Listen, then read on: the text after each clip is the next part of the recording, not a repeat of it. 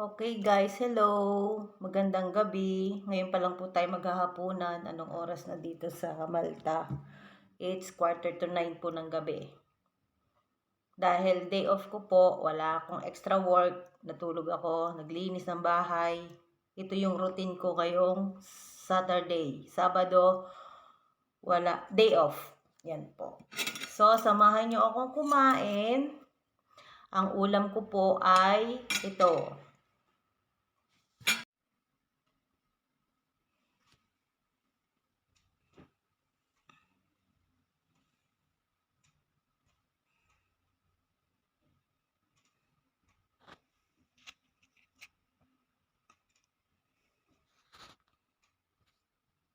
Yan, fried chicken, fried eggplant, sausaw sa toyo na may lemon.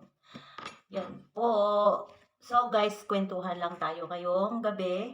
Sa vlog na to, kwentuhan lang tayo. Yan, wala ang aking chef kasi may work siya.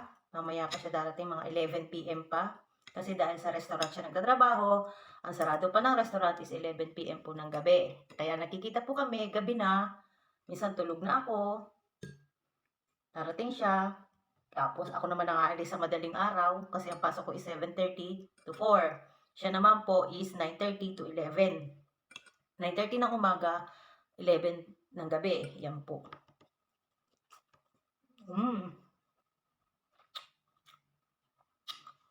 Oh, kamusta po ang inyong Christmas at New Year? Kami po ni Chef is first time na after 5 years namin together is ngayon lang po kami nag-celebrate ng Christmas at New Year na magkasama at maganda kasi nandito pa kami sa Malta. Yan po. Bakit nga po ba, makwento lang po natin konti, bakit nga po ba siya napapunta dito sa Malta? So, dahil nag-apply nga po ako mag-isa papunta dito sa Malta, sa mga hindi po nakakaalam, galing po ako ng Qatar, 5 years pa ako doon, tapos umuwi ako ng Pilipinas, nag-stay ako ng 1 year sa Pinas, tapos nag-apply pa ako papunta dito sa Malta. So, sa mga nagtatanong, may mga nagtatanong po sa akin, nagme-message, magkano daw po ang gastos dito sa Malta. So, dati po, open po ang Malta sa invite. Maliit lang po yung gastos. 100 to 200,000 Philippine money. So, dahil naghigpit na po dito sa Malta, pinagbawal na po nila ang mga invite. So, napunta po ako dito ng by agency po. Marami naman po akong kamag-anak dito kaso dahil hindi na nga po pwede ang invite, nag-apply na lang po ako mag-isa. So, magkano daw po nagastos ko papunta dito sa Malta? So, isang kwentahan na lang po tayo. Ang nagastos ko po is 500,000. Half a million pesos po, Philippine money po. Sa mga nagsasabi, sabi po nila, yung 500,000 daw po is ipupuhunan na lang nila sa negosyo. Yun po yung mindset ng ibang tao. So, hindi natin sila mapipilit na kung ano yung gusto nila, yun yung gawin nila. So, ngayon po, ang desisyon ko po is yung 500,000 is gamitin ko papunta dito sa Malta kasi pag nabayaran ko po yung 500,000 na yun, tuloy-tuloy pa po yung trabaho ko at mas malaki pa po yung kikitain ko. So, ngayon po, hindi ko po sariling pera yon. Kubo ulit. Hindi ko po sariling pera yon. Nanghiram ako sa lola ko, sa kapatid ko, nagsangla ako ng mga alahas ko, para lang po makarating ako dito. So, biglaan daw po ba yung bigay ng 500,000 sa agency? Hindi po siya biglaan. Una po, magpapamedical ka, syempre magbabayad ka sa medical, hihingaan ka ng ganito, konti, ganyan, magdadown ka ng 50 to 100,000 para asikasuhin nila yung papers mo. Yan. Malalakihan lang po tayo sa balance kapag dumating na po yung visa mo. So, ngayon po, dumating ang visa ko is almost 1 year po ako nag-apply sa agency. Wait po. Tubo muna ulit. So, yun po. Almost 1 year po ako naghintay. Pero, okay naman po. Sulit naman po kasi next year, ano na ako. 3 years na po ako ngayong March. Tapos, next year, 4 years na. O, di ba? Yun po. Aminin ko po sa inyo, 2 years, wala pa po akong 2 years is, hindi pa po bayad ang aking 500,000. Pero, dahil po, alam ko sa sarili ko, malakas po ang loob ko, kinuha ko po si Chef, yung partner ko po ngayon. Kinuha ko po siya. Subo ulit. Right.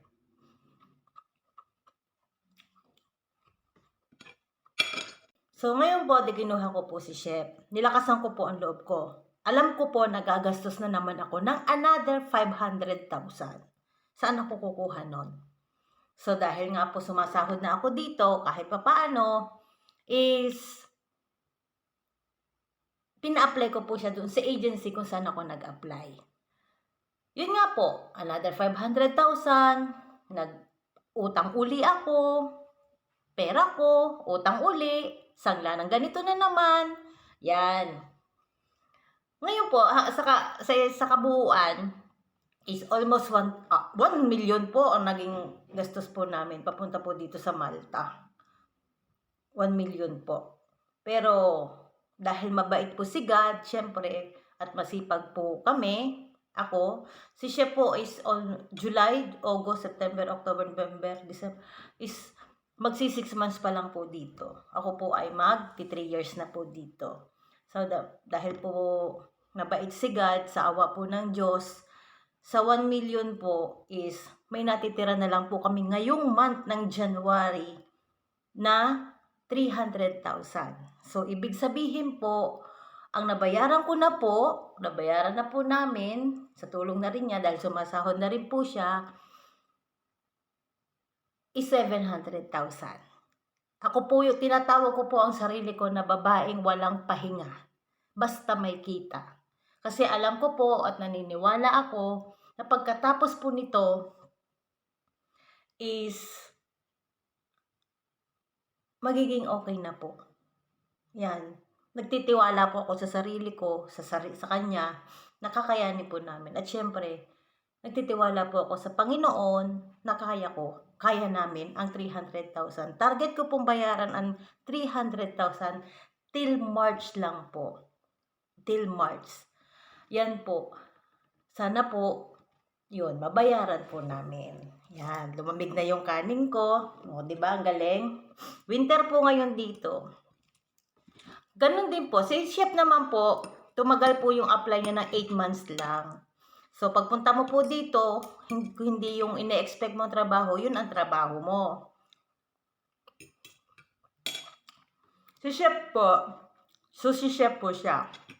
Dahil, syempre, agency din siya dito. Kung ano ibigay sa'yo yung trabaho, tanggapin mo. Ang una pong trabaho niya for 2 weeks is yung nagkakabit po na solar sa mga bubong ng mga building. Hindi man siya building, as in mga opisina, ganyan. So, sa madaling salita, hindi yun po ang trabaho niya talaga. So, dahil nandito na siya, kailangan niya, tinis niya po yun. At sa awa po ng Diyos, kinaya niya. At ang maganda po, naihanap po ni agency siya ng trabaho sa restaurant. At ang maganda, Filipino restaurant po muna yung trabaho niya ngayon as a chef for 1 year. Tapos, bago po mag 1 year siya matapos, kung magkakasundo sila ng amo niya, mabait naman siya, yung amo, pwede siya mag-renew direct na po. Hindi na po siya hawak ng agency. Ngayon po, kung gusto niya po mag-apply as a sushi chef na talaga, na mas mataas yung salary, syempre, is nasa sa kanya po yun. Kung ano po yung gusto niya. Ako naman po, dati po akong carer, taga-alaga po ako ng matanda, live-in carer po ako. So, dahil kinuha ko nga po si Chef, is nag-live out na po ako. Carer pa rin po naman ako, pero dahil lumakas yung aalagaan ko dapat, is naging household worker po ako. Katulong. Yun po, katulong. Linis ng bahay, laba. Pero alam naman po natin na normal na sa atin yun. Nakakapagod po. Nakakapagod. Pero hindi tayo pwede magreklamo. Kasi bakit? Ginagawa natin to, hindi para sa sarili natin. Kasi may mga anak tayo, may pamilya tayo sa Pilipinas. Kaya bakit nagtataka ako na madami nagrereklamo sa ibang bansa na mga nasa ibang bansa. Hindi naman po lahat na ito lang yung pinakain namin. Kaya tanggapin na lang po natin. Kasi hindi naman po always ganito, ganyan lang yung kakainin natin. Sila sa Pilipinas, masasarap, tayo ganito, ganyan. Darating din po yung time natin na magiging okay po ang lahat. Yan, magtiwala lang po tayo. Kasi sa totoo lang po, dati, nung nag-iisa lang po ako dito, gusto ko nang bumigay. Kasi ang hirap po. kahit po sabihin natin may mga kamag-anak tayo, iba pa rin po. Alam po ninyo yan. Alam po ng marami yan. Kung hindi tayo kikilos, walang mangyayari. So dahil kailangan kong lakasan yung loob ko, kailangan kong may ahon ito kasi iniisip ko yung utang at iniisip ko yung pamilya at mga anak ko sa Pilipinas. Yan po. Yun, sa awa nga po ng Diyos, tulad na nasabi ko, sa 1,700,000 na po yung nabayaran ko. So, may 300,000 na lang po. Nilalang ko yung kasi, bakit nilalang ko lang yung 300,000? Kasi galing po ako sa 1 million eh. Pero ito na po, target ko nga po ngayong March na matapos yon. So, sana po ngayong April, maging okay na po ang lahat. Kasi gusto ko rin naman pong umuwi ng Pilipinas at makasama ang mga anak ko.